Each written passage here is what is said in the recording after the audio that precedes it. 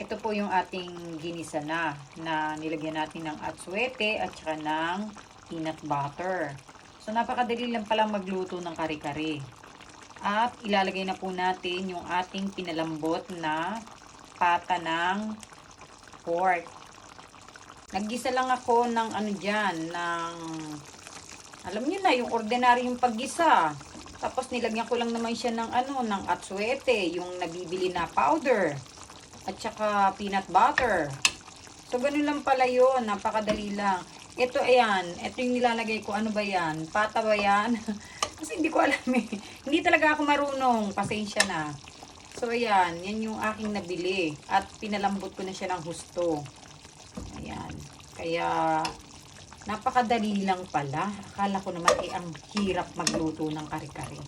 So, ayan. Lalagay na rin natin yung gulay. So, ayan ang ating finished product.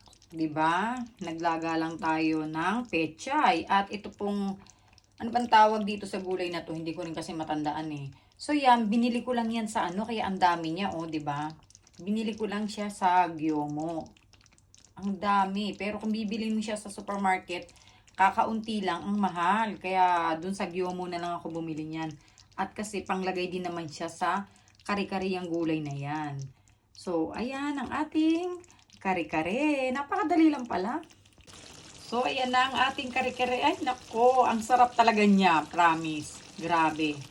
Creamy, kare-kare. So, yun. Ang dali lang palang magluto ng kare-kare. Akala ko kasi dati talaga, mahirap.